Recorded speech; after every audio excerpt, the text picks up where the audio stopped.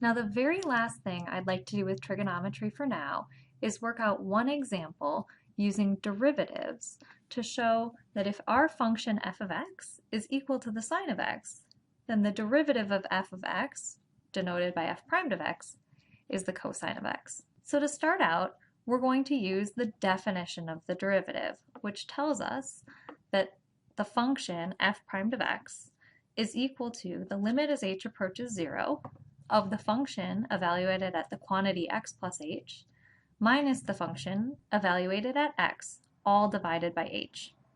And here, our function f is being denoted by the sine function. Taking a look at what we have in the numerator, we have a sine of the sum of two things. Recall from our first video that we wanted to pay particular attention to the sum and difference formulas located here, and this is precisely why. We are looking at the sine function, and then we're adding two values together and passing those values into the sine function, and we have this very nice formula over here on the right telling us what that's equal to. Returning to our specific example, we're looking at the sine of the quantity x plus h, and so by our sum and difference formula, we can change that sine of x plus h into sine of x cosine of h plus cosine of x sine of h. And that's the substitution you see going from here to here. Now that numerator may look like a mess, but what you'll notice is that the leading term contains a sine of x, and the ultimate term contains a sine of x. So I can rearrange the order in which I'm combining these two things, moving this sine of x closer to this term that contains a sine of x there, so that I can ultimately factor out that sine of x, being left with a cosine of h from the first addend and just a plain old 1 from the second term. And then that cosine of x sine of h is just left right in the top of that numerator. Next, we're going to break up this very large fraction that we're considering around the plus sign right here. So splitting that into two separate fractions, the fraction coming from the first term divided by h turns into this limit over here, and the cosine of x sine of h over h is coming over into this limit right here. So we're taking one very large fractional value and we're breaking it up as a sum of two different fractions. Because limits behave, it happens to be the case that the limit of this one very large fraction is equal to the sum of the limits of the two individual fractions. And that's where I'm going from not only one fraction to two, but one limit to two different limits. Now in our very next step of algebra, we're not really doing any additional algebra. We're just rewriting the equation that we have right here in order to put an emphasis on what our variable actually is. You'll notice that the limit that we're taking is as h approaches 0, but we have terms that involve x's and terms that involve h's in here.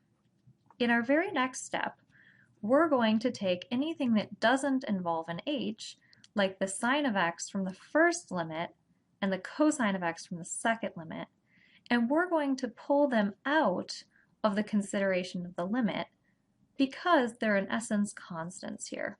Now we're used to thinking of something like sine of x as a function where x is a variable that's changing. But in our limit here, we're specifying that h is actually the variable we have that we're thinking about changing, and x is something that is fixed. So the x here is actually operating more like a constant as opposed to a variable, which is the normal way that we use that letter x.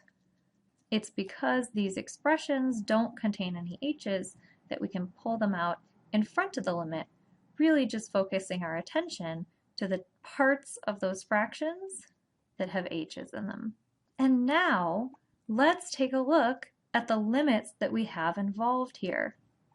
This limit over here on the right is the very first trigonometric limit that we considered, the limit as this variable approaches 0 of sine of the variable over the variable. That limit we showed was 1. In our other term, we're looking at the limit as h approaches 0 of the cosine of h minus 1 all divided by h. That was the second trigonometric limit that we considered, and we found that that particular limit was equal to 0. Substituting in those two limit values, things simplify quite nicely to where we see that f prime of x, the derivative of our sine function, is equal to 0 times the sine of x plus 1 times the cosine of x. That makes this sine of x times 0 go away, and altogether f prime of x is equal to the cosine of x. Now, if you really want to check your understanding to make sure you understand the process that happened in showing that the derivative of f of x, being the sine of x, is the cosine of x, you could check using a very similar procedure that if our function f of x is actually equal to the cosine of x, it turns out that the derivative of that function is the negative of sine of x. That can all be shown using the exact same red steps that we've used here. Notice what I've highlighted in red as we've been working on this process. Words like definition of the derivative, sum to product identity, factoring, breaking apart. That same process can be used to show that exact check your understanding question that I've stated here. And that's it. Thanks for sticking all the way through.